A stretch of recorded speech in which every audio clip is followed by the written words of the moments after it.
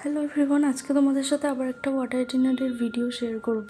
তো আজকে সকাল সকাল কিন্তু এখানে আমি ইডলি খেয়ে নিয়েছিলাম, আর তার কিছুক্ষণ পর দেখলাম আজকে আমাদের বাড়িতে মাটন রান্না হচ্ছে। আর তারপরে মাকে গিয়ে বললাম, মা একটু কষা মাংস আমায় দাও।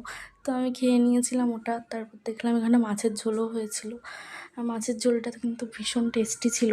যার জন্য আমি একদম ভাবছি যে আমি মাটন খাবো নাকি মাছের ঝোল খাবো। তো যাই হোক, মাটন তো খেতেই হবে, তাই জন্য মাছের ঝোলও খেয়েছি আর মাটনও খেয়েছি।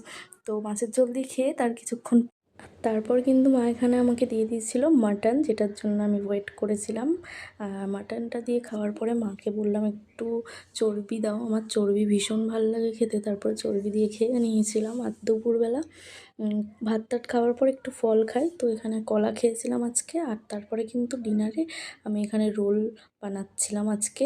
তো ভিডিওটা এইটুকুই, দেখা হবে আবার নেক্সট ব্লগে। ততক্ষণের জন্য অবশ্যই সাবস্ক্রাইব করে দিও। বাই।